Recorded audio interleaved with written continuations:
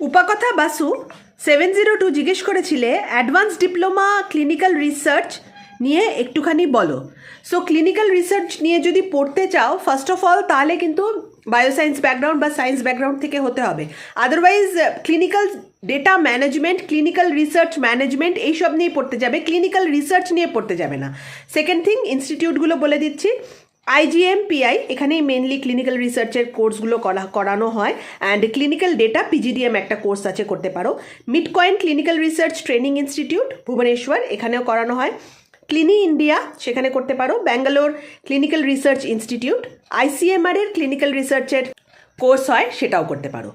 যদি কোর্স করতে না চাও, ইন দ্যাট কেস তুমি ক্লিনিক্যাল রিসার্চে চান্স পেতে পারো, শুধু তোমার রিসার্চের এক্সপিরিয়েন্স থাকা উচিত। কি করে রিসার্চের এক্সপিরিয়েন্স করবে না, যদি MSc পড়ে থাকো বায়োসায়েন্স নিয়ে কোনো সাবজেক্টে বা সায়েন্স সাবজেক্টে, তো সামার ইন্টার্নশিপে কোনো একটা ক্লিনিক্যাল এক্সপোজার যদি তোমার থাকে, ক্লিনিক্যাল রিসার্চ নিয়ে যদি কাজ করো, তাহলে কিন্তু এক্সপোজার হয়ে যাবে। In that case as a clinical researcher যে জবসগুলো হয় সেখানে অ্যাপ্লাই করতে পারবে এবং সেখানে চান্সও তুমি পেয়ে যাবে।